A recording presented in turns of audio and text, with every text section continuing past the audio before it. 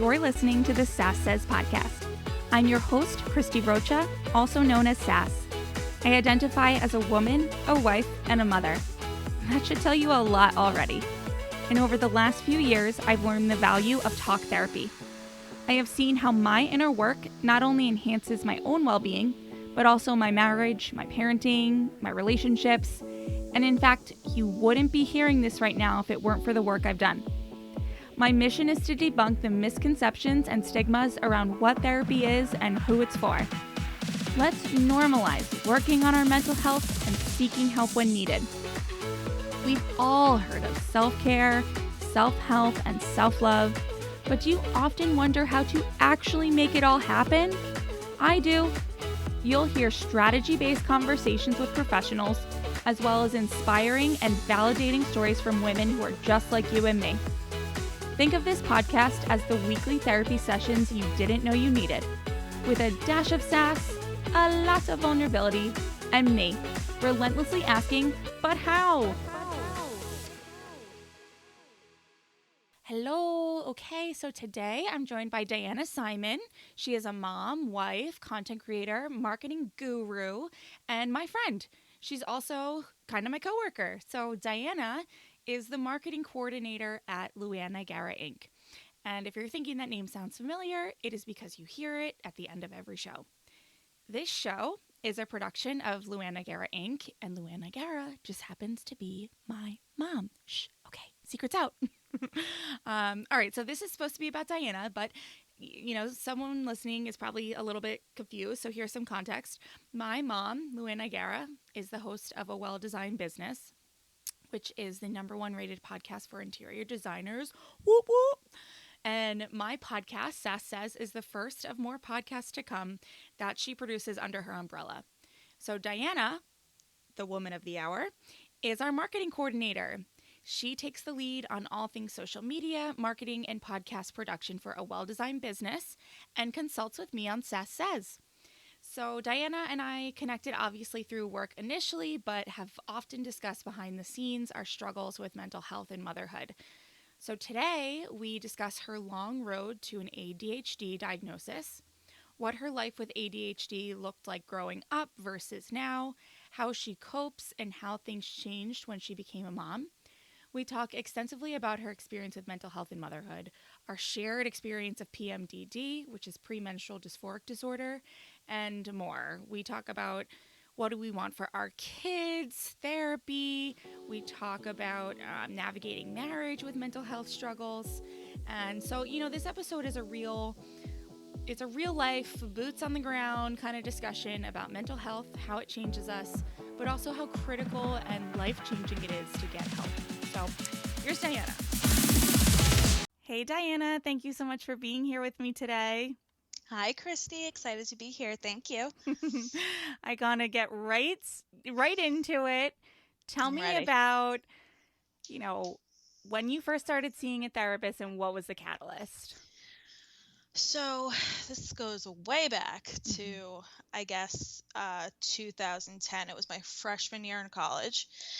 And, I've lived basically my whole life going through school. I was never a school person, failing classes, C, D student. My mother was in parent-teacher conferences constantly, and for whatever reason, I was never picked up by counselors, never picked up as red flags, because, in certain subjects, literature, English, I excelled. I was above average.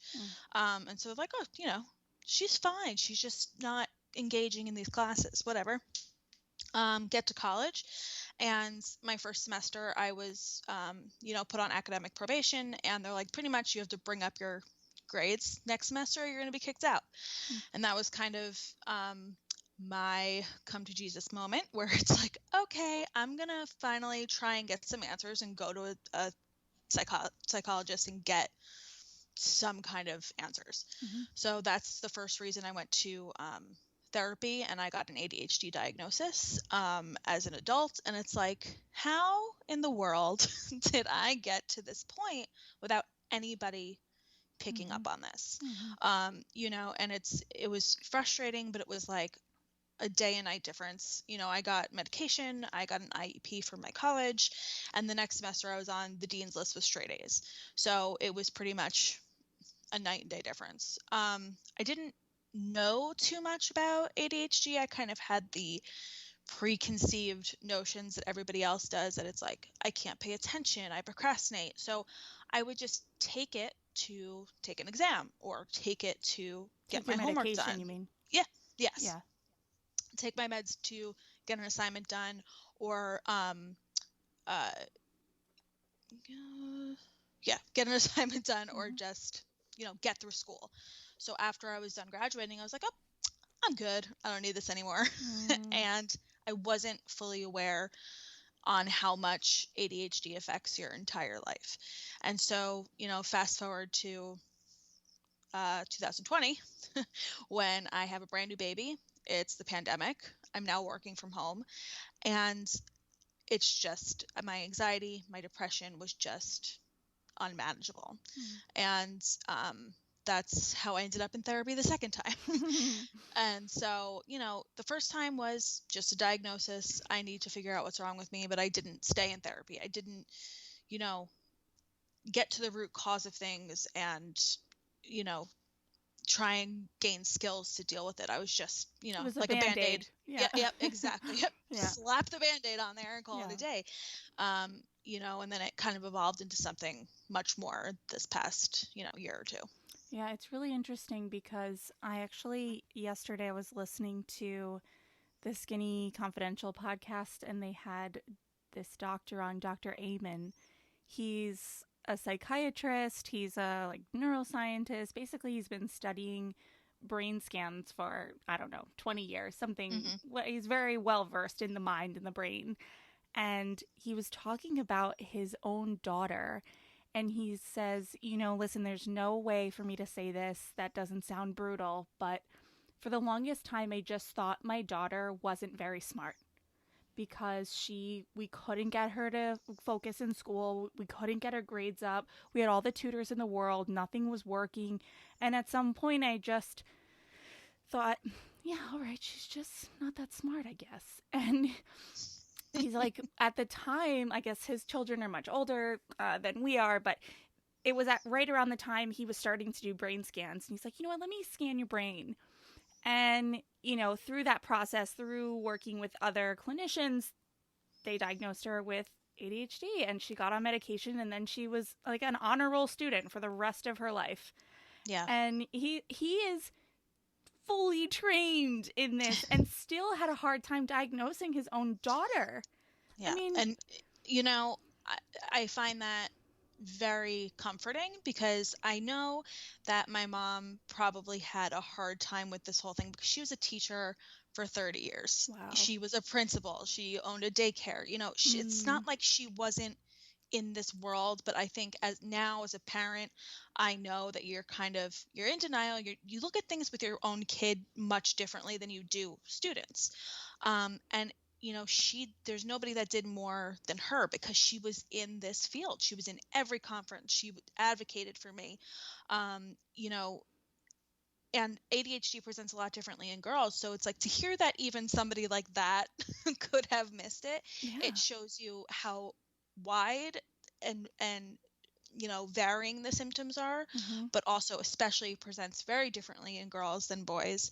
And it's not what everybody thinks it is, that you're bouncing off the walls and you can't Right. concentrate. And it's totally not what anybody would ever expect. So now, as an adult, how does it manifest for you in ways that people might not think of? Or that maybe you didn't realize at first was that, So it's funny. I think this kind of like goes into another conversation where it's like, I got my ADHD diagnosis, and I would say to my mom, something just still doesn't feel right. Because I had all those preconceived ideas of what it was, and like, something still doesn't feel right. And then I went to therapy this past year, and they're like, you know what, let's do mood tracking, because I was convinced I was bipolar. I was like, this can't be ADHD. Like, it has to be something else. And, it ended up, and we'll get into this later, that I had another diagnosis of PMDD. That's a whole other can of worms. But Mm-hmm. the thing is, it's that, the more I learned about it, the more YouTube videos I watched, more social media videos I watched, it was like, there's so many steps with showering. I put off showering. And I was like, I thought Huh. that was major depression, not I can't process how many steps it takes to take a shower, so I go into ADHD paralysis and I'd rather just do nothing. Wow. I didn't Mm-hmm. know that all my laundry piling up was, I was like, I'm depressed. No, it's once it gets past that manageable state, my brain doesn't know how to process it. Wow. So it was more things like that were presenting as depression, Mm. that are really that I just didn't know how to manage my daily tasks in a way that my brain could process. Wow. Yeah, I would have totally thought the same thing because that's what that's what this is a terrible way to say it, but like that's depression's marketing, right? Like, are you taking a shower? Are you doing everyday Yep. tasks? Are you functioning basically? And it's a really complicated world, this space of mental health, and there's, I think, a lot of, in your case and in a lot of people's case, of more conversations I have, misdiagnosis, but also just not like, it's just not a cookie cutter one No. size fits all, and that's what makes it really complicated, I think, particularly for women who, we have a hard time at times being heard in a doctor's office. Oh, that's Yeah. that is my story. That is my, everything I've ever experienced. It's just always going to doctors asking something just isn't right. Something Mm. just isn't right. Mm-hmm. And your blood tests come back normal. Everything comes back normal, and they're like, no, you're fine. And something just isn't right. Mm-hmm. In this past year, I was lucky enough to get a wonderful therapist that was like, you know what, maybe we should bring in a psychiatrist Mm-hmm. just to kind of see what else is going on. Great. The psychiatrist is like, let's mood track. Maybe we should bring in a gynecologist. It seems like things are happening around the same week every month. And then, that opens up, just having doctors that listen now open up a whole other diagnosis of PMDD, and then learning that PMDD and ADHD are, I don't know how, I'm not a doctor. It's a very, like, I don't know all the ins and outs of how it's, related, but there's a huge correlation between PMDD and, hormonal issues and Mm. ADHD, All right. which I never knew. Yeah, no, I didn't know until you just said it. So I want to go back to a few things, but I think if you wouldn't mind sharing the journey to the PMDD Oh, yeah. diagnosis, that way, because I think what I would like to ask you about from here, kind of, your answers are probably going to overlap in how Oh, yeah. you cope and deal moving forward. So give us kind of the background of that diagnosis and your journey through that. Sure.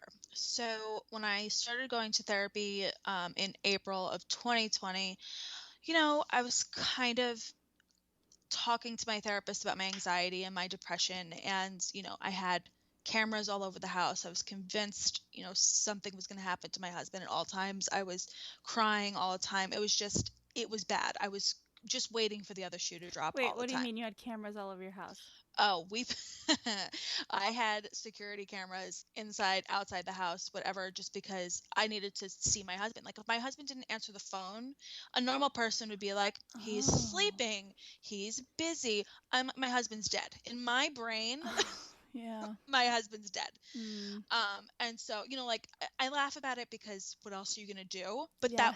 that was my reality. My husband used to have a cleaning job where, you know, I know that he was going somewhere that he couldn't answer his phone. I was in the parking lot one day sobbing because he wasn't answering his phone, and I was like, this person murdered my husband, Oh you my know? goodness. So Yeah. yeah, I was at rock bottom. So anyway, you know, talking about all of that, I said to her, you know what? I'm not bringing up the real reason why I'm here. And I said, my entire life, I felt like I've been two different people. I feel like I am one person that's super productive and super engaged and type A, and just, I've got it all locked down. And then the next minute, I am in bed, my laundry is piling up. I don't know what happens to me. Mm-hmm. I implode. I self-destruct. Mm-hmm. And that's when she brought up, well, let's start mood tracking. Okay.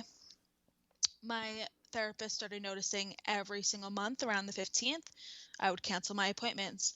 I would forget I had my appointments. I'd have nothing to say in therapy. I would just be completely shut down. And so that's when she said, I think you should go to a gynecologist. And I remember when I was in high school bringing this up to my gynecologist, and she just wrote me a script for antidepressants. And she was like, take this during your period. And I'm like, no, I don't know about that. And so I didn't, because I was always very wary of, medications. So, this particular gynecologist that I have now, she was absolutely wonderful. And she's like, this is textbook PMDD. Mm-hmm. I was like, I have one good week out of the month. One. And then everything just spirals. Mm-hmm. And, she was just so understanding. And she's like, this is a real thing and people do not understand. And I understand this only became a real diagnosis in 2013. So they didn't know as much the first time I came to doctors with this. But she was the first one that was like, no, this is real. You're not making this up. You're not crazy. It's a real thing. It's debilitating. Mm-hmm. And I was like, oh my God, you're telling me I could have just been on the pill this entire time and I would have had some relief. So that was the remedy for you, or a part remedy. It doesn't sound like it's, a cures anything, but there's a It's different not, level of function. yeah. And I've been with the PMDD diagnosis now for about 6 months, and I've been on the pill for that long. And honestly, I could say that it took the edge off, that now instead of 2.5 weeks, 2.5 weeks before my period, where I can't function. Mm-hmm. It's now maybe 4 or 5 days before. Okay. So it's never going to go away, Mm-hmm. but it's almost like having answers and knowing what it is makes it better. Yeah. Have you actually been told from your doctors that it's never going to go away? This is just something you will live with forever? No. Well, I've asked her, because after the first time that I was on it, I was like, I'm not really sure about dosages. Like you mentioned dosages, does going up make a difference? Do you think we should try going up? Like, I don't know. And she was like, no, not really. She's like, give it the full 3 months. And like, that's when you'll really feel the full effects. So I'm like, okay. So it's pretty much like, hey, it's going to take the edge off, but this is something that you live with. And, another reason that we came to this conclusion was that when I was pregnant, I was the happiest I've ever been. Wow. And she was like, well, yeah, because you're not going through those hormones. I was like, oh, that makes total sense. Yeah. Oh Yeah. my God. And then there's this whole other layer that, it's proven that during your menstrual cycle, ADHD meds do not work as well. Your body just doesn't respond to them. So you're dealing with the PMDD slump. Mm-hmm. And then your medications that you're taking to function like a normal human being do not work as well. So it is a disaster. Yeah. It's a disaster that you learn to cope with, but it's hard. Yeah. So just what did mood tracking look like? What was that process like? So it started as a full chart of everything from your depression to your anxiety to your mood swings to tracking what you eat, because I was also struggling with binge eating. And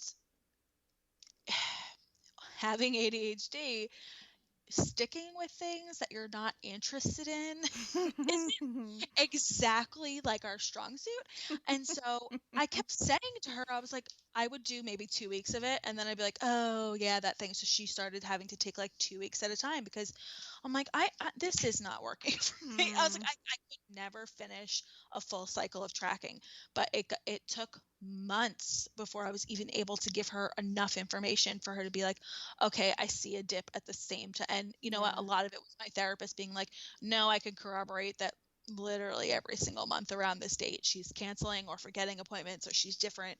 So my case was a little different because I couldn't fully complete the task. Surprise, surprise. Which is But so not the version of you that I know at all. you know what, Christy? I was in a meeting with your mother and Nicole, and this came up about me having ADHD, and Nicole's like, I would have never known that you have ADHD. And I was like, if I had to write a book, that would be the title. I would never know that you had ADHD. Mm-hmm. One, because we spend our entire life hiding it and learning how to cope with it and learning how to just blend into normal society. Two, if you're doing something you're interested in, we will excel. And because it's that hyper focus. It's if I'm interested in it, you cannot pull me away from it. But try and get me to do something that's not fun or interesting. Good luck. Yeah. So I can go one way or the other. I want to definitely ask you, like I said, more about how you cope. But I do want to share that it wasn't too long ago, maybe 2 to 3 months ago, that I was feeling a lot of that same pattern of, okay, I'm on antidepressants, but about 7 to 10 days before my period, I just want to be in bed. I don't have motivation. I'm short with my children. I'm just I feel terrible. I don't want to do anything. And I did reach out to you and I asked you to talk to me about your diagnosis, and it was because of that conversation that I was able to bring it up to my therapist and my psychiatrist, and they both were like, almost like you said, they're like, yeah, that sounds right. And I'm like, that sounds about right. Okay, so thanks, guys. Like, what do we do? And at least for now, what we've tried, and again, neither Diana or I are doctors. Please seek your providers if you need help. Definitely don't want to take our advice on medical things. Do not want to take our medical advice. We're simply sharing our stories that are our own personal journeys. The remedy at the moment was to just increase my antidepressant, and I can say for the last 2 months that has worked. I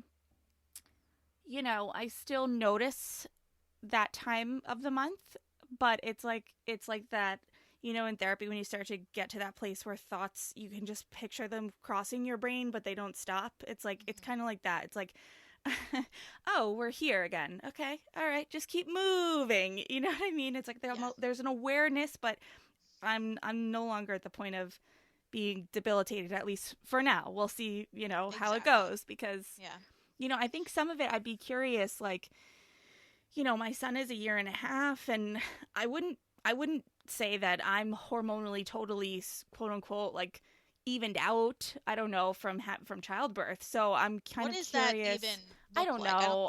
I don't think you ever are. I know. I don't know. I just still don't feel totally right from that. I feel better, but so I'm kind of curious, the further I get away from pregnancy and childbirth, like how that plays out. But anyway, my long-winded point is that this is why it is so important to share the stories and talk to each other, because I never would have had the courage to bring that up as a possibility to my therapist if you weren't willing to be like, yeah, that sounds exactly like what I'm going through. So it's, because you know what?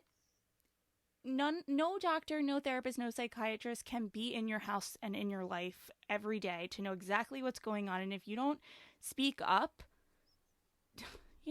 what do you, I don't know. You gotta be you gotta have your own back, You have to, and that is I'm so happy you said that, because it's the sole reason that I was thinking of postponing this interview. I'm like, I'm not ready. I'm gonna chicken out.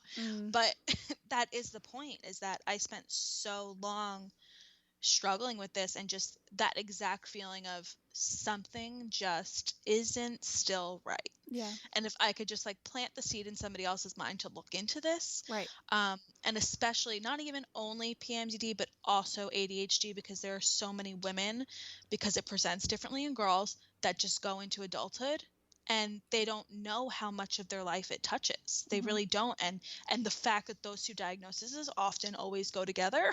Yeah. is even more intriguing, where I'm like, I just want to talk about this and tell people. And, something else you said about, I just feel like after I had my kids, I've never been back to right. And it's something that I always told my therapist, is that I I don't know if it was so much because my mom is always like, "You sure it wasn't postpartum?" And I'm like, "Have you always been like this?" It's like, "Yes, this has always this has always been a problem. This has Yeah. always been a problem. I've just been better at hiding it." But most importantly, before I had a tiny human being depending on me, Mm-hmm. my worst days, I could just sit on the couch and do nothing. Right. And I would. My husband would go to work and he'd come home and I'd be in the same place in my pajamas and I wouldn't move. Mm-hmm. But you can't do that when you have kids. Right. So it's like what you were managing before, it's never gotten worse. It was always there. Mm-hmm. But now that you have somebody depending on you, that you can't take the day to just sit in bed, Mm-hmm. now it becomes like I can't function Yeah. anymore. Yeah. Yeah. So what does that look like for you on a tangible daily, monthly basis? How do you get through, and how do you maybe prepare, I guess, for those tough days, especially with being a mom? I think it took a long time to get to this point, um, because when you have ADHD, you spend your entire life failing at things. Mm. And so you never want to feel like a failure. And unfortunately, that's usually always the outcome. Mm. Um, so it took a long time for me to be like, okay, this might be the time of my, month where only basic needs are met. And Mm. that's okay. Mm. I might not even be able to shower, but is my son alive? Fantastic. Like Right. that is the bar for the day. And it took me a long time to realize that that is okay, and that is what one of my days might look like. Mm-hmm. And so to prepare for it, I don't overbook myself. I know that during those times, I can't do a lot during the day. Mm-hmm. Or I'm just going to disappoint myself. I'm just going to disappoint people. I'm just going to cancel appointments. I'm just going to be flaky. Mm. So I'm not going to overbook myself. Um, and that took a lot to not, because in one part of my month, I'll be like, yeah, going to this party and that party and going with this friend sounds like a fantastic idea. Mm-hmm. But then it rolls around and I'm like, this is my worst week out of the month. I don't want to go anywhere. I don't want to put on clothes. I don't want to shower. Why did I do this? And then I Mm. look like the terrible friend that bails last minute and cancels all the time. And it's just a vicious cycle. So, in order to make myself not feel like a failure, I have to make sure not to overbook myself. Mm-hmm. I had to really clue my husband in on what was going on with me, um, because sometimes I do need to just look at him and be like, this is a terrible day. And Mm-hmm. I need you to help me. I'm not, Mm-hmm. before it was like I couldn't just sit in the corner and stare off into space and give one word answers because he didn't know what was going on with me. Mm-hmm. Cluing him in gave me the space to be able to do that and just be like, you know what? I'm having a bad day. Mm-hmm. Mm-hmm. I'm having a bad day. Mm-hmm. And so I think bottom line is know your limits, respect them. It doesn't make you less of a mom or a human that you didn't do laundry today. Mm-hmm. It'll get done. Some days it is what it is. Some days it's just survival. Yeah. Yeah. I got to that point as well where I could just feel it. It feels like something would take over my brain, and it felt like static radio all of a sudden, and I would just start getting to the point with my husband where I'm like, this is that week where expect me to order in more than I make food, expect that the kids, I'm going to take them through a drive-through more than we are going to be home for lunch and dinner, and I, even for myself, they're going to get more screen time, and that's okay. We're not going to plan our big adventures to places on that week, because I used to do that. I used to think, you know what, let me plan the outings for that week so that I didn't have to like be home and just entertaining them myself. And then, but it didn't matter, because what's that saying? It's like, wherever you go, there you are. It's like I would get to the outing and be like, "Isn't this great?" But I'm still like, our kids are little. I still have to facilitate, so it just was a train wreck. So it's, Yeah. yeah, it's yeah. I appreciate you saying that because I don't know why, particularly as moms and women, that is so hard for us. I mean, I say I don't know why, but I'm having enough of these conversations now where I'm starting to figure out why, and it's it's daunting what we put ourselves through to just have this picture perfect life, and it's like, according to who? Like, Yeah. you know like, who's in my walls judging me? No one, just me. you know Yeah. Yeah. And it's also like, well, if I force myself to do these things when I'm not in the right headspace, it always happens. Me and my husband will end up getting in a huge fight on the way out the door. It ruins the day. I'll get in a fight with somebody when I'm there. I'll roll my eyes, or I'll say something that probably wasn't socially appropriate because I'm just not there. And yeah. so it's like, what are you going to push yourself for?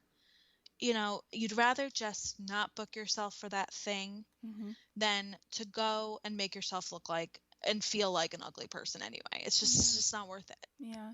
Yeah. And it does sound like, having that communication with your husband has been a huge help. Have a good support team there, Yeah. a good team mentality there. I mean, it's You know what? just, it's too much. Between you and I and all of your many listeners, my husband, this was probably the best thing that ever happened because my husband is not a social butterfly by any means. So when I'm like, you know what, I really just don't feel like doing this thing today. He's like, you know what, I'm gonna support you, and we don't have to go. So I think that this has probably been the best thing for him, Yeah, really. yeah, yeah. Match made in heaven.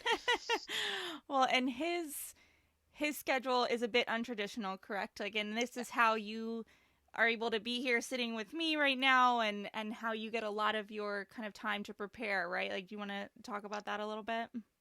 Yeah, so my husband, he works midnight to 8 a.m.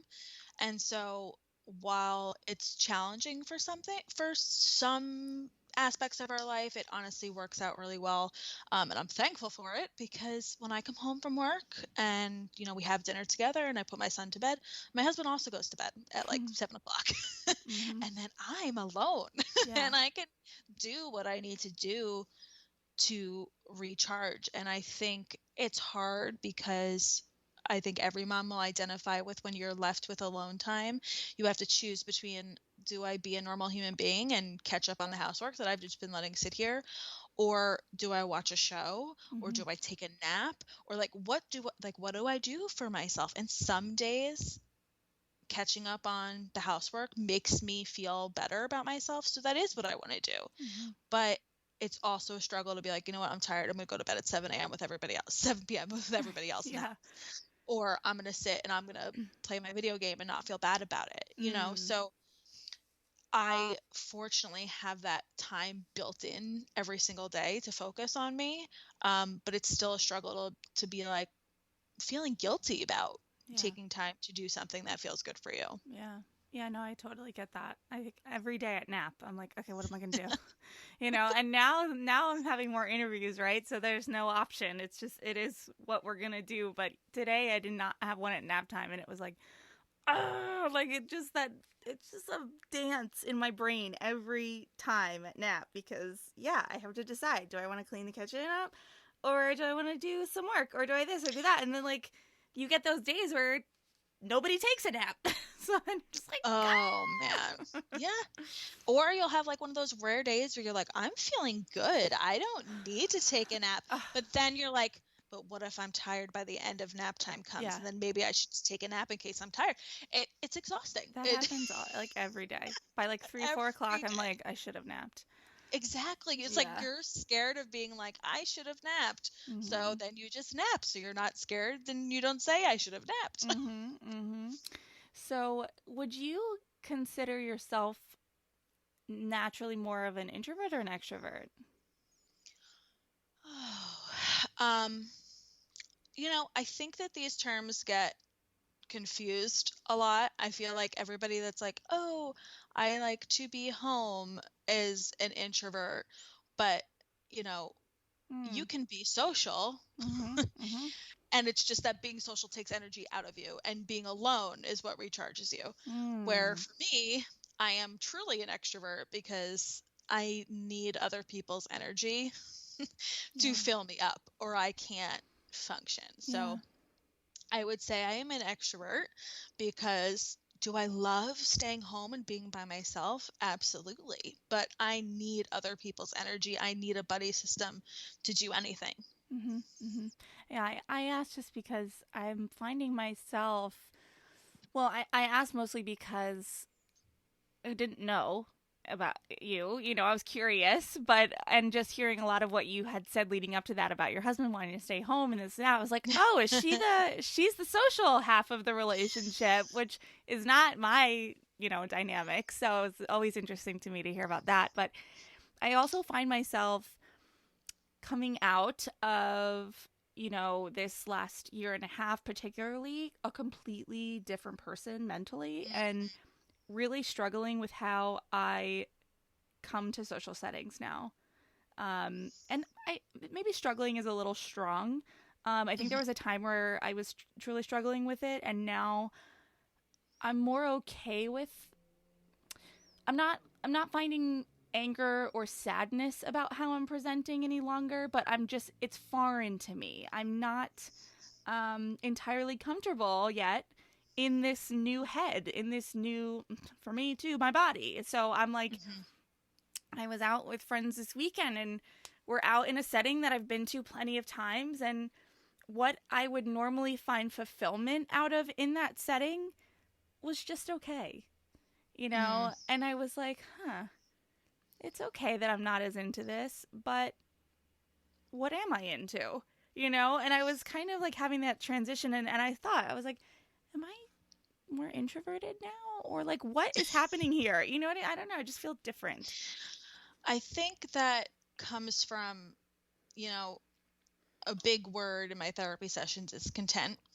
Hmm. And it's a word that I've never really been able to use before. And I think that comes from when you're in therapy, you go through so many changes with yourself.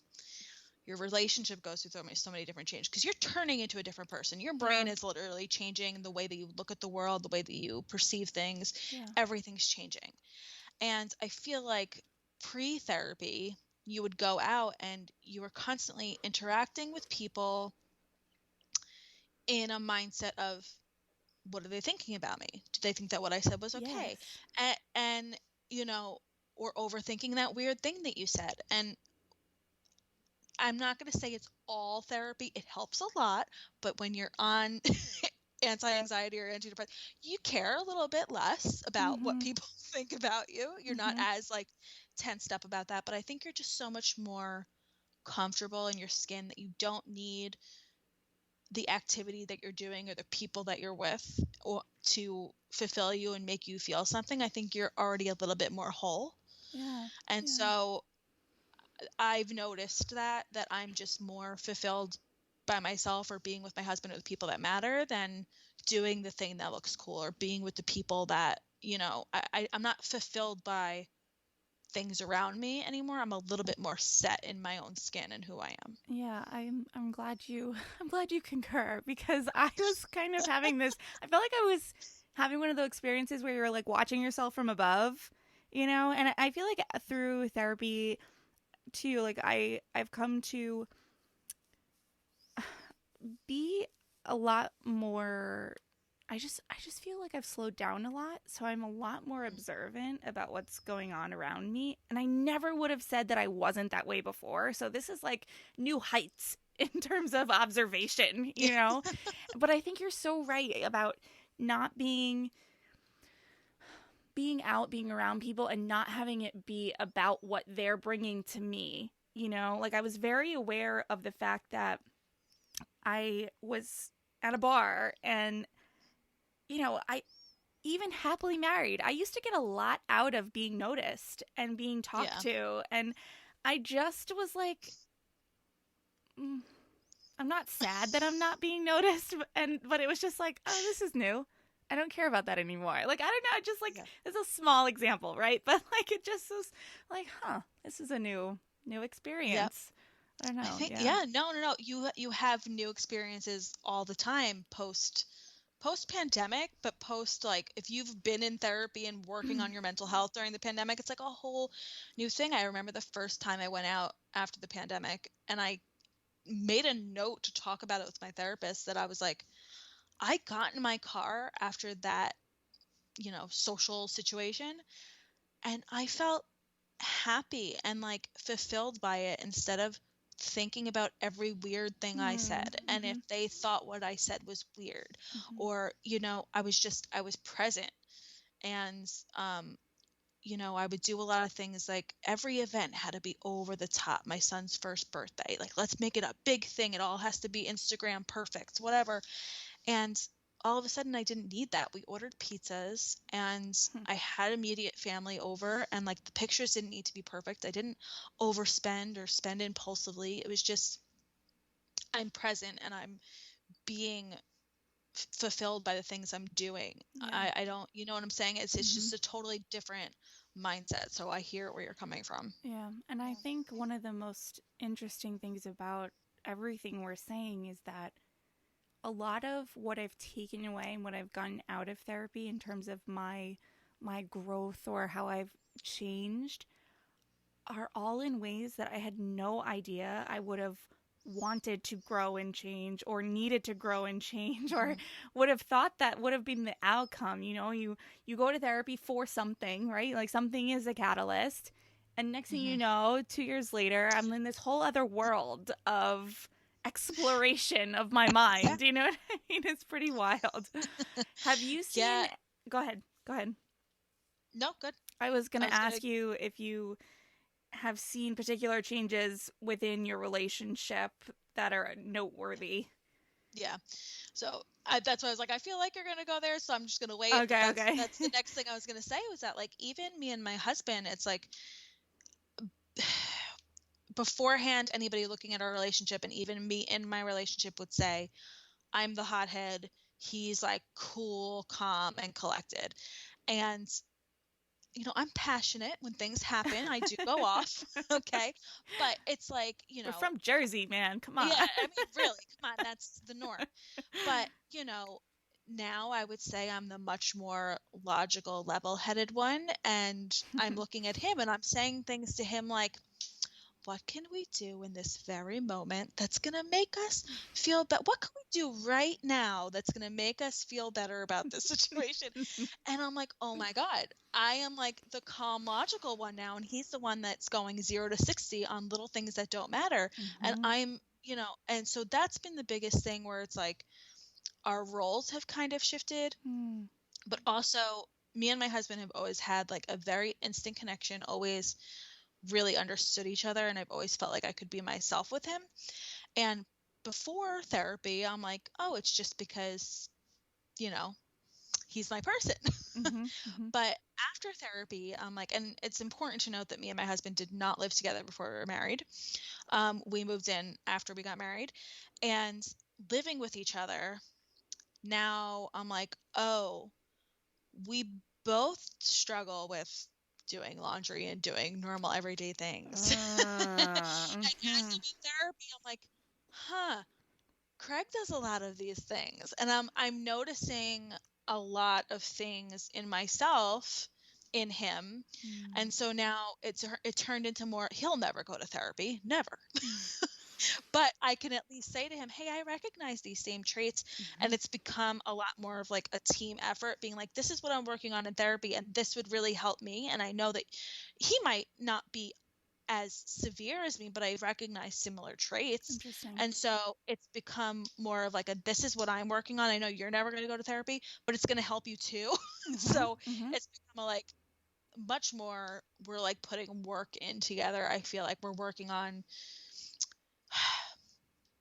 when we moved into our new house, the motto was practicing good habits. We're going to practice good habits. We're going to get into good Mm-hmm. habits. Mm-hmm. And, that's just been it. It's just been a very, work together situation. Cause it's like, as I'm in therapy, I'm like, looking at him a little closer, like, Yeah. maybe you should go. 100%. It's hard not to. Everybody should go. I Yeah. think everybody should go too, but it's it's so hard once you start, even just starting down the path of that inner work and that self-reflection. It's once you see certain things, you can't unsee them, metaphorically. It's like, and so yeah, you're kind of, especially our partners, our spouses, we're with them more than anyone else, and yeah, you start to see certain things you didn't see before. And I love that. You're like, this is what I'm working on. Maybe you should too. Yeah, let's do this together, shall we? Yeah.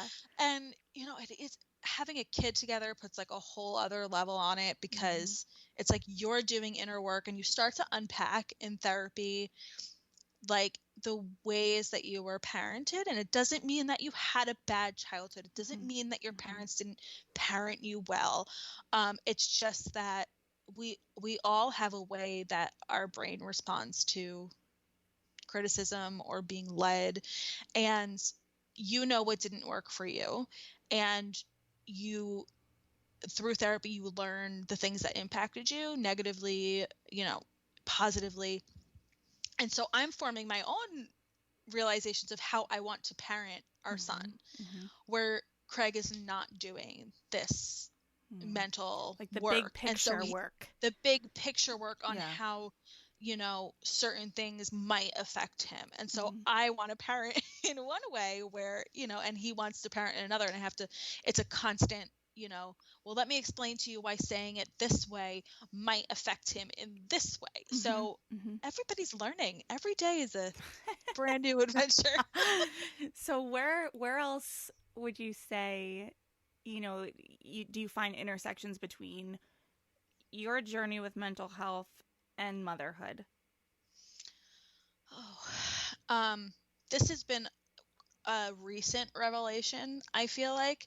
And, I spent my whole life thinking about what could have been different with, the way that I was raised, or not even just my mom, but just like adults that were around me that were in charge of, identifying red flags and being like, maybe she should be evaluated.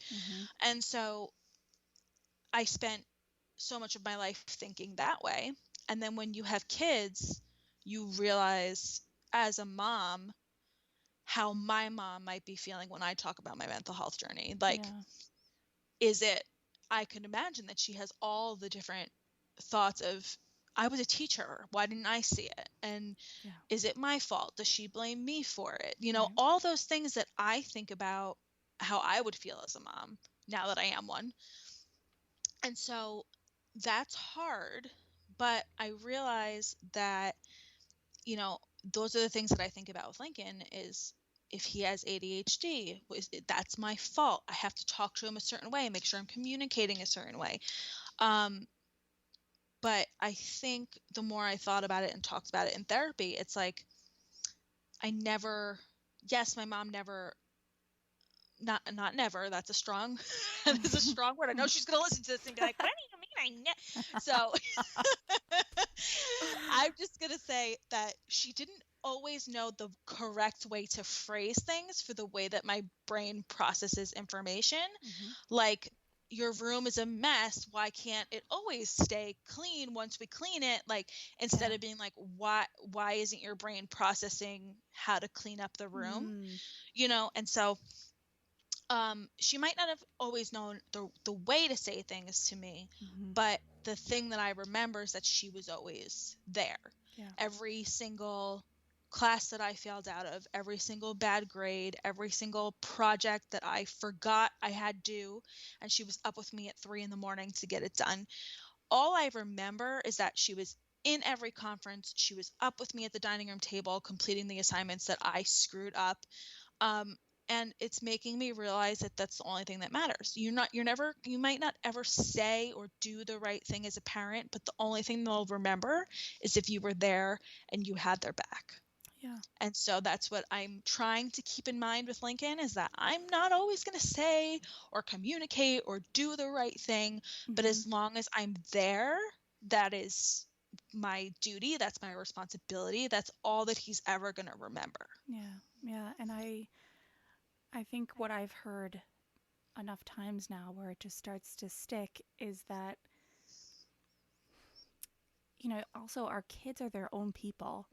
Hmm. So what they are going to go through, what they're going to think, how they feel, how they process is going to be, of course, heavily influenced by our genetics and our nurturing. But at the end of the day, they're their own person, their own people. And just the same way that you're saying with your mom, she might not have known because it's not her experience. It might, how would she have known?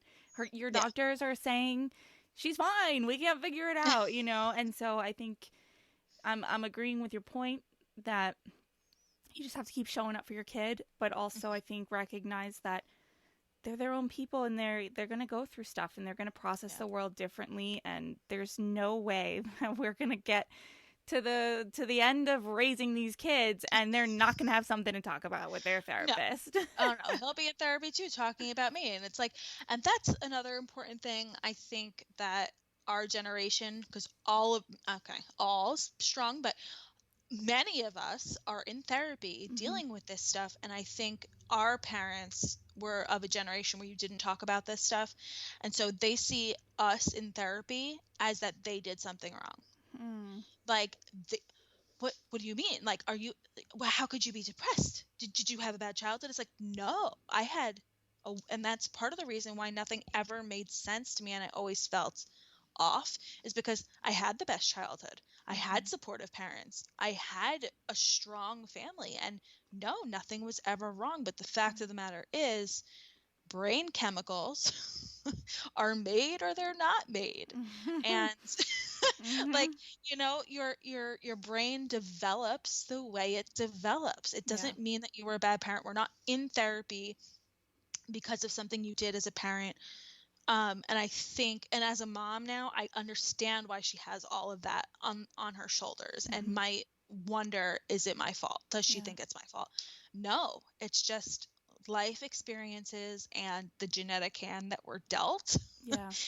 Just, it has nothing to do with if you were a good mom or a good dad or anything. And I Yeah. think as much as it's important for us to realize that, I want all of, you know, the parents of our generation that were in Hmm. therapy to be like, it doesn't always mean that you were a bad parent. Yeah. Yeah. Well, and the other thing that I was thinking as you're saying it is that as adults, we are so far removed from our own experience, like psychologically as a child, that it's hard now as an adult to fully understand how a child processes.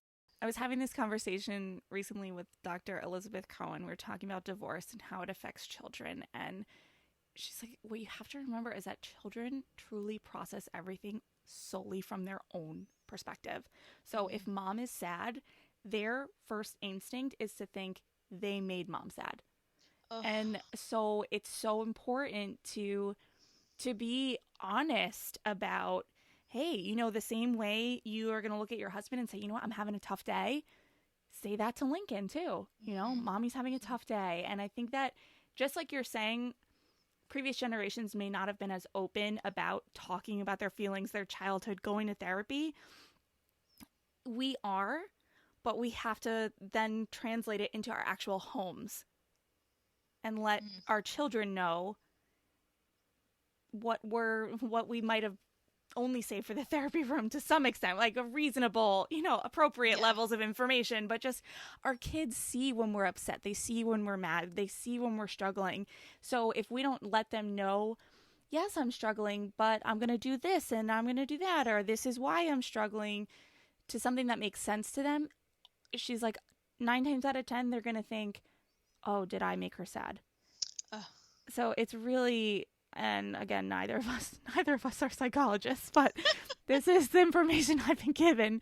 And yeah. lastly, I wanted to say, about parenting, that I was also thinking as you were talking, is that, you know the fact that you're even thinking that way in terms of how you want to parent and how you want to raise Lincoln, it's like, you know what, the way I think about it, I'm like, you're good, because so, I mean, I feel like it's hard enough to get through the day as moms, and so it's, yeah, you know what, if you're even thinking about his mental health and how he's processing and how you're going to communicate with him. You may not do it every time, but your awareness is there and you'll keep practicing. And I'm saying you, but I'm also talking to myself. So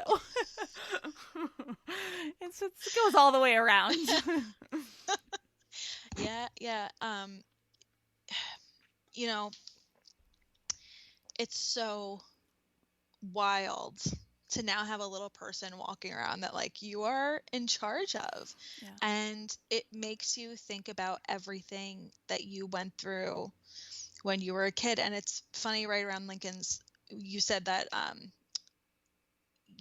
kids only process things how they're going to process it through their eyes, through their experience. And it reminded me of a conversation I had with my mom for Lincoln's first birthday, where I was like, oh, when I was growing up, I always thought my mom like stressed out about my birthday because every time my birthday came along, she seemed so stressed out.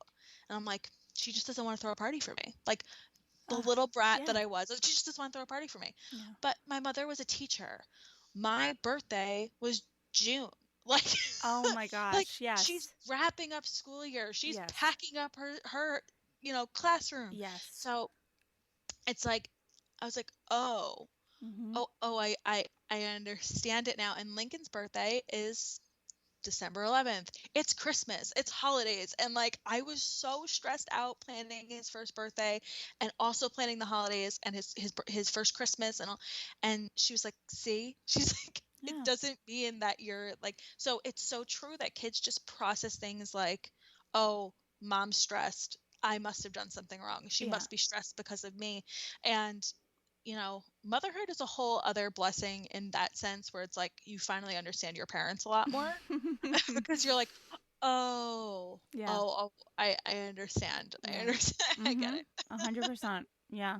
Well, and I was going to say something about my own mother, and I'll keep it to myself for now because now I guess I have to say it because she's going to wonder what it is. But I think as I've become a mother, I can now see my mom as more human. I used to just literally, and she may not like this, but I think in the long run it's better, but I used to just see her as a person who could do no wrong and always had her on such a high pedestal. But I think I had her on a pedestal to the point where I always felt like I was failing in comparison. And so now it wasn't right as I became a mom, but mostly through therapy, that I've been able to really just see her as a human being and see some of her flaws and see some of, the areas where she struggles or where I might have not fully understood an experience as a kid that now, like you're saying, I can look back on and go, oh, that's probably what that was about, Yep. And I think in the long run, seeing her as a human being and actually not superhuman will benefit me in a way that I'm not trying to live up to a person that is actually just human. I'm not trying to live up to an actual caricature out of a comic book. Yeah, which now knowing your mother, I'm like, I can't, as a kid, you're like, oh my God, how am I ever going to live up to this? Yeah. It's like she really is a character. And it's like me and my mom's famous conversation is I'll call her and I'll talk to her about whatever adult thing is happening, like, oh, we got to pay for this now, that now, we got all this on top of it. And she's like, oh, Mom, why do you have a face? Why do you always look like you're in a bad mood? Why do you have a face on? And we just have to laugh because it's like, I get it now. We were always like, I don't understand why you always have such a face on. Yeah, so she'll throw it right back to me. She's like, why do you have a face? Yeah, moms are cute, but they're precious. Yeah, and since you do know mine, the one area that we really haven't covered with your story is how and if it affects your work, what areas where there may be some concerns or no concerns at all, or what's that experience like? So this has been a journey, and honestly, working with your mom has been the first place that I have been a little bit easier on myself. Mm-hmm. One, because she's the first place I worked that I was also going through therapy at the same time. But where I was working beforehand was a very toxic environment. And so the pressure was not good for an ADHD brain. I wasn't interested in what I was doing, which just makes it 10 times harder to Mm-hmm. motivate and do what I wanted to do. So now being where I am, I'm interested in what I'm doing. The content I'm creating is fun. I'm all the things that I was doing growing up that I was like, I like writing. I like taking photography. I'm killing my graphic design classes. I should have listened to that and leaned into it, and just, if I followed what I Mm. was interested in and just followed what my ADHD brain naturally does, which is hyper focus on what I like, life would have been a little bit easier.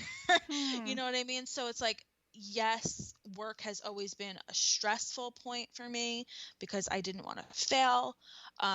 There are times of the month where my medication is not working as well. And I do have to set timers. I have to be like, I'm going to work for 15 minutes and then I'm going to, look something up on the internet that interests me for 10 minutes. And then I'm Interesting. going to go back and I'm going to go work. It's all, my brain is very much set on timers. Okay. But also I'm motivated by it. I don't know, we might need a doctor in here to corroborate this, but it's like body doubling is like an ADHD thing. Like, you need a buddy system. It's like, Interesting. just be there for moral support, and like, it motivates us. So a lot of times, like, I'll put a YouTube video on of somebody that's creating content on TikTok, or or if I need to clean. My husband's like, why do you watch all these influencers that are just, you really watch them just clean their house? And I'm like, yeah, because it makes me want to clean. So Interesting. it's like, and that's another thing. It's like, you might look at ADHD kids and be like, they're totally zoning out and they're not paying attention. They're watching YouTube. They've got music going. And it's like, no, we just have two parts of our brain that, like, we need this part of our brain activated and motivating us to get the other part of our brain to work. Wow. So Wow. I'm so glad you just explained that because it adds such a level of clarity even for me as to how that works. yeah, yeah, and I've had it before where, like, my boss will walk up behind me and, like, I'm, self-conscious that I have a YouTube video up, but that's how I need to focus. Like, I need Mm-hmm. somebody in the background talking about the subject that I'm working on Mm. to motivate my brain to do what I need to do. It's fascinating. That's Yeah. fascinating. Really. Yeah, So because I can put yeah. myself in the position of being a manager and, back when before I had a lot more knowledge and awareness and I can think back on people that were on my teams that I just were I can totally see that now and understand Hmm. that and go, Yeah. "Oh, that's probably what that was." Yeah, yeah, and it's the same reason why kids are, like, in school. They're like, he doesn't pay attention, he doesn't sit still, and it's like, no, maybe he needs to just play with that thing in his desk to pay attention. Hmm. Like, Yeah. like, it's just, it presents so differently in other people, and just because you're watching something on the computer doesn't mean that you're not paying attention. That person might need it to motivate, or might need it to feel like somebody else is in the room doing it with them. Yeah. Well, and important to note here that there's not tasks that you leave undone. So it's like if that's what's working, Yeah, do it. You know what I mean? We can't sit there and go, "Hey, I'm going to have a YouTube video on," and not get things done, right? exactly. And I Yeah, think that that's the true testament to how it truly does work for your brain yeah, because you get it all done. Like there's yeah, it's never exactly. a question of whether you're working hard enough because you get No. it all done. Yeah, exactly. And it's like, there are days, 100%, where only two things on my list got done because I had to take more breaks than usual. Mm-hmm. And that stuff just goes right back on the list for tomorrow. Mm-hmm. And there are days like that. Everybody has it. Um, Maybe I have more of them than usual, but it's like, also sometimes I'll tell your mom, hey, Lincoln had a really tough day, and like, I can't focus. Mm-hmm. I'm going to be working 3 hours after I put them down. So Mm. it's also, my brain's not working right now, Yeah. Yeah. but I'll work when it is working again. And I fully understand that not everybody is in the position that I am in. Not everybody has understanding people around them. Yeah. But fortunately, those are the people I have around me that are making a difference. Yeah. Yeah. That's wonderful. And I, I remember saying to you one time, and maybe I will try to dig it up for the show notes, but I was looking into, I was trying to look into PMDD, and I found an article that was basically talking about how there's hesitancy to formally make some diagnoses like official because Mm, there is fear of um, creating further disadvantages for women as being seen as unfit to actually complete their jobs. And there's fear of making PMDD like the next PMS, where it's the butt of every joke and the next all the memes and all of that. And I remember you saying to me, I believe it because I've had so much anxiety about how much do I tell my employers right. about what I go through. Are they going to see me as less than, or worry that I'm not going to get my work done? And Hmm. it's almost like, you know your system, you know what works, and you just need people around you to trust and give you the time to show, oh, yeah, she's right. She does know her system. She knows her body. She knows her brain. And this Yeah. is just how it needs to work. Yeah. Yeah, absolutely. And to be totally honest with you, I don't know if I didn't know that you were going through similar mental health things and your mom might understand Mm-hmm. that portion a little bit better. Mm-hmm. I don't know if I would have, I think eventually I would have gotten there and known that your mom is a very, compassionate person and tries to understand other people's situations. Mm-hmm. She might not get it, but she has, sympathy. Right. She might not have the empathy to know that what it feels like, but she can sympathize. But I knew that she knew what you go through, and so Mm-hmm. I felt a little bit more open to open up to her about it sooner than I probably normally would. Yeah. But Yeah. it is that you just worry about failing all the time. You worry about dropping a ball, and you you know me and your mother have a very open line of communication where it's like, had a bad day, or I missed that thing but I'm going to do it right now. Mm-hmm. So Mm-hmm. I think that's important, that employers need to realize that it's like brains work differently, but it doesn't mean that they don't work efficiently. Yeah. The way that I work and get things done might look totally different than somebody else, but at the end of the day, both people get the thing done. Mm-hmm. 100%. Is there anything, Diana, that you would have asked yourself or would have wanted to make sure we talk about today that I didn't think to bring up? Um, I don't think so. I think um, I would really love people to know that just to follow your instincts. Mm-hmm. Um, I think I try and tell people this a lot, is that there's no stronger thing in the world than your instincts. And if a doctor is telling you, no, you're fine, Mm-hmm. you're fine, you look fine, your blood work's fine, everything's fine, Mm-hmm. but something is telling you it's not fine, find another doctor, Mm-hmm. find another team, put other people in your corner, because if something's telling you it's not right, don't waste as much time as I did. I Mm-hmm. know that sounds awful, but that's kind of how I feel. It's like I fought for 30 years to get answers. And I'm just now, I think, getting to being mindful and enjoying my life. Yeah. So I think that's the biggest thing that I want to make sure is clear in my message and is, Mm. given to everybody, is that, like, if you feel like something isn't right and you're not getting the answers that you want to, put other people in your corner, Yeah. Yeah. because they're out there, they exist. The doctors that came into my life this past year have changed my life. Mm-hmm. Yeah. No, that's really wonderful. Yeah. You really have to be your biggest advocate, right?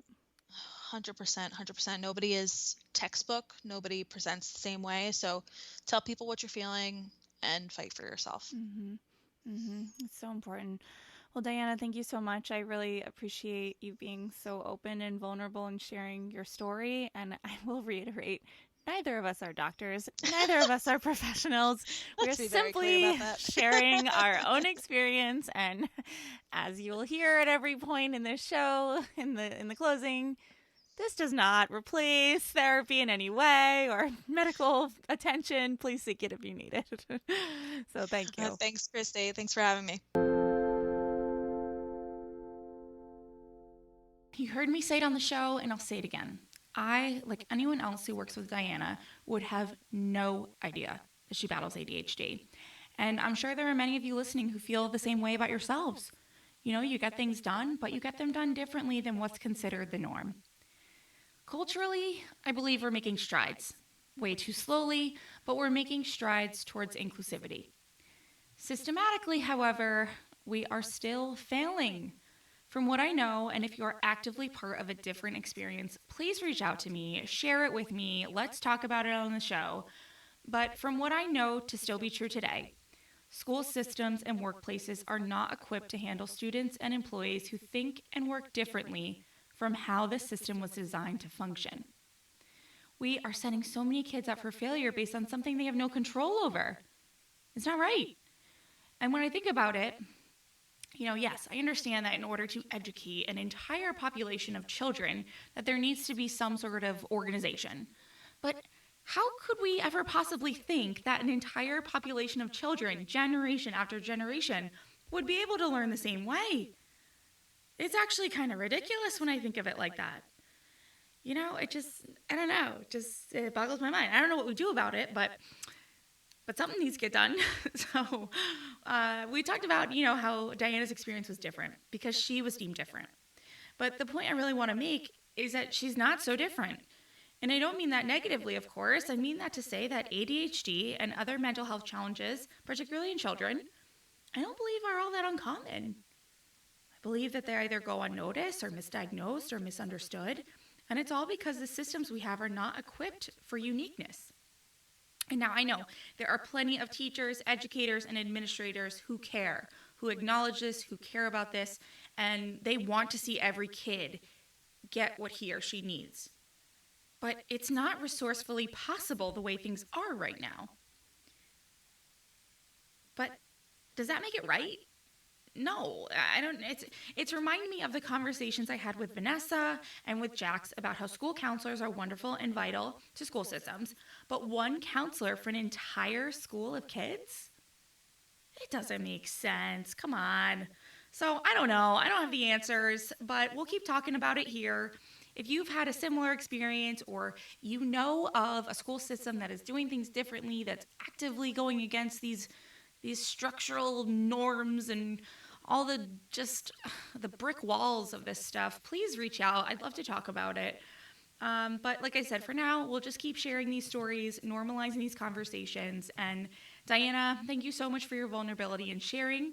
You've helped me so much over the last couple of years of knowing you, and I know your story is going to resonate with many more women out there. So thank you for listening, and I'll see you later. Thank you so much for tuning in today. Sass Says is a production of Luann Nigara Inc. This podcast is meant to be educational and not meant to replace professional therapy or professional medical attention. To learn more about today's show and what's new in my world, head over to sasssays.com. Thanks so much. Talk later.